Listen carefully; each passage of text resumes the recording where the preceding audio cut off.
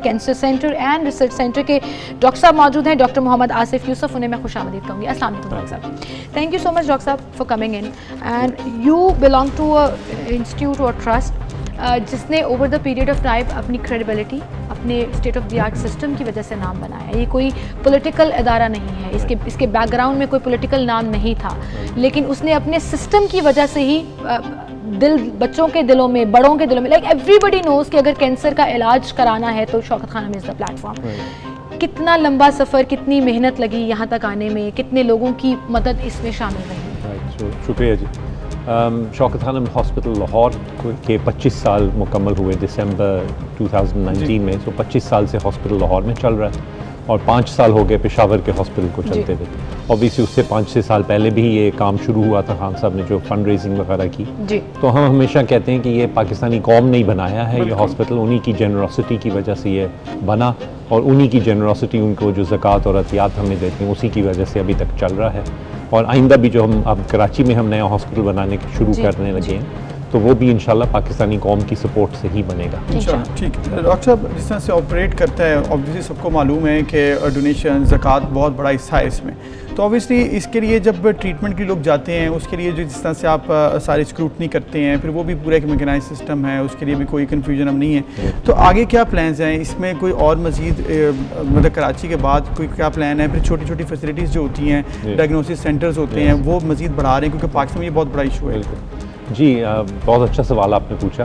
हमारा प्लान यही है कि इंशाल्लाह कराची हॉस्पिटल जब बन जाएगा तो इसके बाद हम छोटे सेंटर्स बनाएंगे बड़े सेंटर्स के इर्द गिर्द। जैसे अगर लाहौर को ले लें तो सियालकोट में या फैसलाबाद में या मुल्तान में, जहाँ ज़्यादातर जो सिंपल ट्रीटमेंट्स हैं और टेस्ट वगैरह हैं वो वहाँ हो जाएं, और जो कॉम्प्लेक्स ट्रीटमेंट या मुश्किल चीज़ें हों, सर्जरी जैसे हो गई ऑपरेशन के लिए, वो सिर्फ लाहौर में आएँ, ताकि फिर ये सेंटर एग्जैक्टली और जो मरीजों के घरों के करीब फिर उनको इलाज मुयस्सर हो सके। डॉक्टर साहब, इसमें फिर कैपेसिटी बिल्डिंग की भी बात होती है कि एक अच्छा इदारा है, लोगों का ट्रस्ट भी है, लेकिन उसके बावजूद कुछ लोगों को ये शिकायत भी होती है कि हमें वहाँ पे एक्सेप्ट नहीं किया, क्योंकि लेटेस्ट स्टेज पर जाकर एक क्राइटेरिया है जो इंटरनेशनली एग्जिस्ट करता है कि नहीं लेते।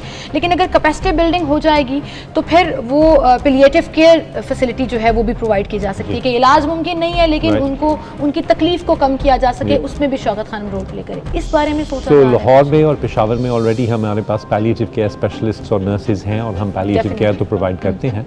पर जो आपके नंबर्स का क्वेश्चन था, पाकिस्तान में तकरीबन 2.25 लाख नए कैंसर के पेशेंट्स डायग्नोज होते हैं हर साल।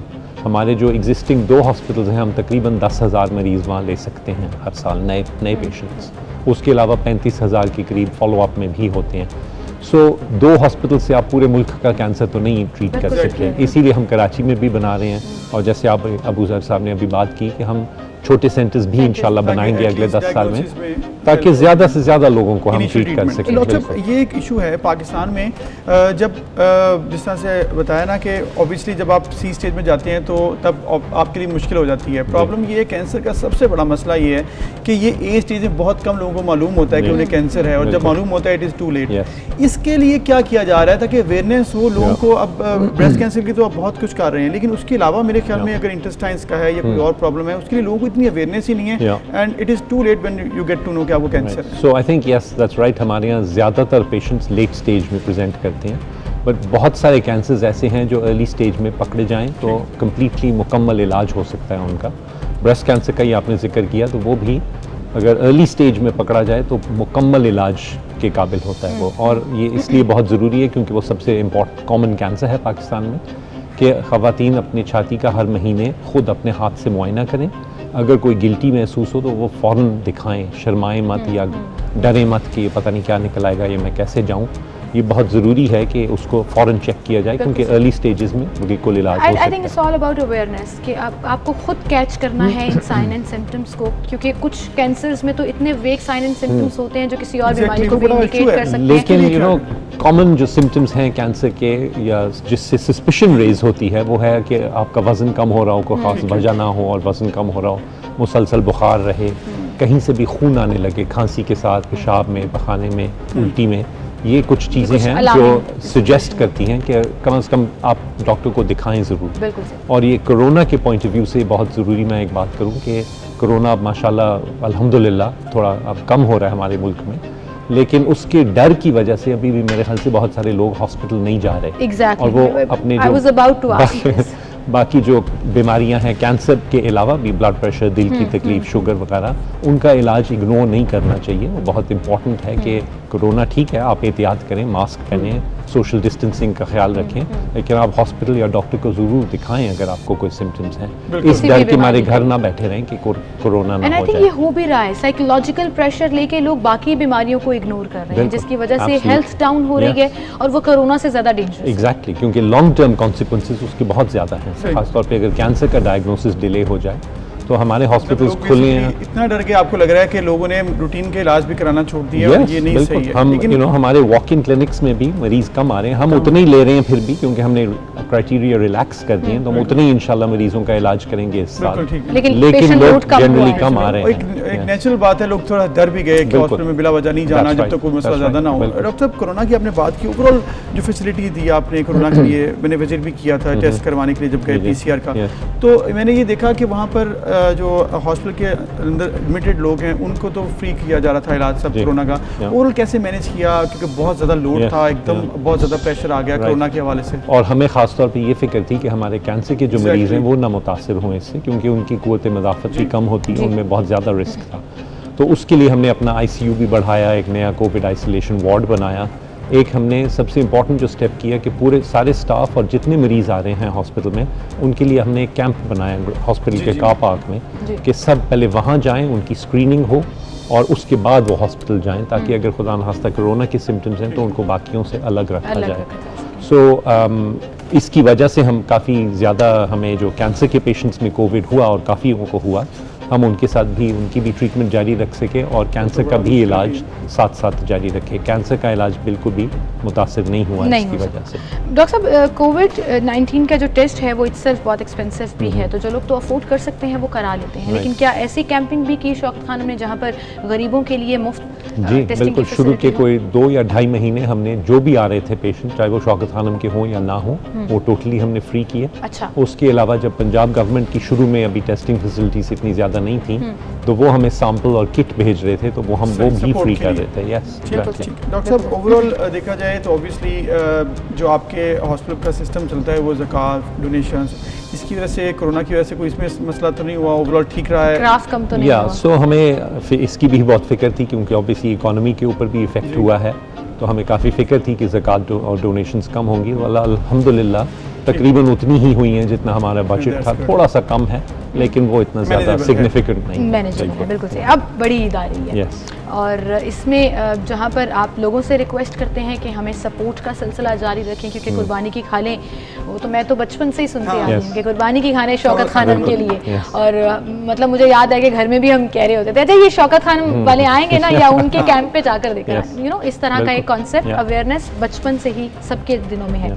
अब ये बताइएगा कि इस साल या तो मुझे लगता है कुर्बानी का नंबर बहुत कम होगा, क्योंकि लोग परेशान हैं, मवेशी मंडी लगती है नहीं लगती, बहुत से अभाव हैं, उसमें शौकत खानम क्या रोल प्ले कर रहा है कि लोगों को फैसिलिटेट भी कर लें और साथ में इन बैक लोग जो हैं वो सपोर्ट भी करते हैं शौकत खानम? हमारा जो कैंप्स वाला सिस्टम था वो अभी भी है कि कुर्बानी अल्लाह के लिए, खाल शौकत खानम के लिए, जो आप बात कर रही थी। बट हम कोई 10 साल से ऑनलाइन कुर्बानी का कैंपेन भी चला रहे हैं, जो प्राइमरली ओवरसीज़ पाकिस्तानीज़ के लिए होता था, कि वो ऑनलाइन हमारी वेबसाइट पे क्रेडिट कार्ड से डोनेट करके तो अपने नाम की यहाँ कुर्बानी कर सकते थे। वो अब हमने इस साल बहुत ज़्यादा एक्सपैंड किया है, क्योंकि इसका थीम भी यही है कि इस साल आप घर में रहें, महफूज रहें, और हमें ये आपके लिए कुर्बानी हम आपके लिए कर देते हैं। उसका फ़ायदा ये है कि आप घर में ही बैठे हुए ऑनलाइन बुक कर सकते हैं, या हमारे किसी कलेक्शन सेंटर या हॉस्पिटल आके बुक कर सकते हैं। कुर्बानी हाइजीनिक तरीके से एक ऑटोमेटेड इंडस्ट्री लीडिंग एक स्लॉटर हाउस है, उनके साथ हमने अरेंजमेंट की है। ठीक है। आप बकरा भी ख़रीद सकते हैं, या गाय में हिस्सा डाल सकते हैं, या पूरी गाय डाल सकते हैं, और सारा जो गोश्त है वो गरीबों में बांटा जाता है मुल्क भर में, सिंध में, बलूचिस्तान में, KPK में, और खाल जो है वो शौकत खानम को जाती है, वो जो उनके जितने भी उसका प्रोसीड्स हैं उससे फिर कैंसर के मरीजों का इलाज होता है। और अगर एक छोटा सा सवाल है मेरा, मैं थोड़ा आपको पता है बड़ा कंफ्यूज होकर सवाल पूछ लेती हूँ कि गोश्त गरीबों में बांट दिया जाता है, बट इस्लाम में एक कॉन्सेप्ट ये भी है कि 3 हिस्से करने हैं। सो ये तो ओवरसीज़ पाकिस्तानियों के लिए था कि उन्होंने कुर्बानी की और गोश्त बांट दिया। यहाँ पर अगर फॉर एग्जाम्पल मैं बुक कराती हूँ और वहाँ पर जाकर रजिस्टर्ड करती हूँ, पैसे भी पे कर देती हूँ and everything, but I want कि वो मीट या तो मेरे घर पर आ जाए, मैं खुद डिस्ट्रीब्यूट करूँ या उसको करूँ, तो वो फैसिलिटी अवेलेबल नहीं, वो फैसिलिटी नहीं है। ये सारा जो गोश्त है ये गरीबों में जाएगा। बिल्कुल ठीक, यानी कि आप सवाब भी कमा लें और कुर्बानी बिल्कुल। जी अबू सर। तो डॉक्टर साहब, जिस तरह से अब ऑब्वियसली ये क्वेश्चन बड़ा रूप इसके लिए इतने इंकरेजिंग नहीं होते लोग, क्योंकि जैसा सिमल ने भी कहा कि हम चाहते हैं कि 3 हिस्से हों, मुझे मिले रिश्तेदारों को भी, गरीबों को। ऑब्वियसली अब एक फैसिलिटी आ गई और कोरोना की वजह से इस पे लोग कंसिडर भी कर रहे होंगे, और जो पाकिस्तान से बाहर थे वो लोगों के लिए तो मजबूरी होती है, वहाँ पे है नहीं सिस्टम, तो उन्होंने तो करना ऐसे ही है, तो सब गरीबों को चला जाए, अच्छी बात है। लेकिन इसमें आपने कन्विंस कैसे किया इस दफ़ा, क्योंकि मैं कैंपेन्स के हवाले से, क्योंकि लोगों को मतलब फॉर इंस्टेंस मैंने कुर्बानी करनी है, मैं यूज्ड हूँ जाके खुद बकरा या जो भी अपना जानवर है लेके आने के लिए, उन्हें कन्विंस करना भी होता है, उसमें आपने इस्लामिक पॉइंट ऑफ व्यू भी डालना है, उसमें आपने हाइजीनिक इशू भी डालना है, फिर मैनेजमेंट भी डालनी है, फिर ट्रस्ट भी डालना है, वो ऑलरेडी है, लेकिन फिर भी मजीद कुछ आपने इस पर करना होता है काम, उसके लिए क्या कर रहे हैं? सो हम ये अपनी सारी सोशल मीडिया के थ्रू भी और जनरली मीडिया पे भी ये स्ट्रेस करने की यही कोशिश करें कि इस साल ख़तरा ज़्यादा है ये मंडियों में जाने का, घुल मिल लोगों के करीब होने का। सो सेफ्टी के पॉइंट ऑफ व्यू से, पर्सनल सेफ्टी के पॉइंट ऑफ व्यू से आई थिंक बहुत ज़रूरी है कि इसको कम से कम किया जाए और ऑनलाइन जो सिस्टम्स हैं वो उनको यूज़ करें। जहाँ तक गोश्त का ताल्लुक है, मैं रिलीजियस स्कॉलर तो नहीं हूँ, लेकिन आई थिंक जनरली जो लोग कुर्बानी करते हैं वो तो सारा साल गोश्त खा रहे होते हैं, तो आप अपना हिस्सा भी अगर किसी गरीब को दे दें तो वो ज़्यादा सवाब होगा मेरे ख्याल से। बिल्कुल। लेकिन डॉक्टर साहब, अब क्यूरियोसिटी का क्या करें? कुर्बानी की बड़ी एक्साइटमेंट होती है ना, आपको पता है कि मेरा बकरा कौन से रंग का होगा, या चलो अल्लाह की राह में जा रहे हैं, और वो हमारा एक कॉन्सेप्ट भी है ना कि क़यामत के दिन उसके बाद आखिरत में हमें वो हमारी कुर्बानी के जानवर जो हैं वो बचाएंगे, सेहत के हवाले से कैसे होगा। फिर मुझे याद है कुछ कुर्बानी खरीदने के लिए ना धोंदा चोगा, और फिर आप कह रही हैं मतलब ये जाके कुर्बानी का जानवर खरीदना, जब मैं खुद जाता हूँ जब मंडी, तो फिर मैं ये देख रहा होता हूँ अच्छा ये कौन सा है, छतरा है, ये बकरा है, या फिर उसके बाद धोंदा, छतरा, खीरा, फिर डिटेल पूरी चेक करनी होती है, फिर उसके अलावा फिर वो बकरे या छतरे को पूरा चेक करना, फिजिकली कैसा प्लीज कर दें, ये क्या होगा, मतलब लोगों को क्या मालूम कि क्या कर दिया आपने, धोंदा कर दिया, खीरा है या चोगा है, किस तरह का जानवर था, वो डिटेल कैसे हमें मिलेगी? सो आई थिंक ये अगेन ये शौकत खानम के ऊपर ट्रस्ट की बात है। हमारे माशाल्लाह इतने डोनर्स हैं, लाखों मिलियंस ऑफ डोनर्स जो हमें ट्रस्ट करते हैं अपने पैसों के साथ कि हम पैसे लेंगे और उससे गरीबों का ही इलाज करेंगे, और 25 साल से हम 75% से ज़्यादा लोगों का मुफ्त इलाज कर रहे हैं कैंसर का। तो आई थिंक वही लोग हमें ट्रस्ट करते हुए यकीन करेंगे कि जब हम कह रहे हैं कि हम इस्लामिक कवानीन के मुताबिक और हेल्थी जानवर, आपको क्लियरली बहुत ज़्यादा पता है बकरों का मेरे से, लेकिन जो इस्लामिक प्रिंसिपल्स हैं कि इतनी उम्र का होना चाहिए, हेल्थी होना चाहिए, एब्सोल्युटली। और हमारे सारे जो डोनर्स हैं आई थिंक वो हमें ट्रस्ट करते हैं और सपोर्ट करते हैं। बिल्कुल ठीक। तो एक दफ़ा फिर से बता देंगे, अगर मैंने करनी है ऑनलाइन कुर्बानी तो उसके लिए आसान तरीके का क्या होगा? सबसे आसान तो प्रोबेबली ऑनलाइन है कि आप हमारी वेबसाइट पे जाएं, वहाँ आप क्रेडिट कार्ड के जरिए आप बुक कर सकते हैं, अगेन जो भी जानवर आपको चाहिए, जितने भी चाहिए हैं। बट अगर आप ऑनलाइन नहीं करना चाहते तो आप हमारे किसी भी कलेक्शन सेंटर में, मुल्क भर में 200 से ज़ायद हमारे कलेक्शन सेंटर से लेबॉरेटरी के, वहाँ कर सकते हैं। अगर आप लाहौर, कराची, पेशावर, जहाँ पे हमारी फिजिकल लोकेशंस हैं, वहाँ हॉस्पिटल में या हमारे डायग्नोस्टिक सेंटर्स में भी जाके तो डायरेक्टली अभी से ये सिलसिला शुरू हो चुका है, हो चुका है, बहुत सारी बुकिंग्स ऑलरेडी हो चुकी हैं, बाहर से भी आ रही हैं, पाकिस्तान से भी आ रही हैं। चलिए, आई थिंक ये बात आपने बिल्कुल ठीक की। It's all about credibility and trust, और वो आपको ओवर द इयर्स अपने कंडक्ट से अपनी तब करना पड़ता है। अल्लाह ताला आपको हिम्मत दे जी, आपके इदारे को तरक्की दे कि आप गरीबों की मदद करते रहें और उनके लिए वो फैसिलिटीज़ प्रोवाइड करते रहें जो अपने लाइफ टाइम में शायद बिकॉज ऑफ मनी, एक मटीरियलिस्टिक चीज़ की वजह से शायद इमेजिन नहीं कर पाते। So I have personally seen this system, how it works, it's amazing. ये इसी तरह से चलता रहे तो और पूरे पाकिस्तान में फैले इंशाल्लाह। Thank you so much. अब एक ब्रेक लेते हैं।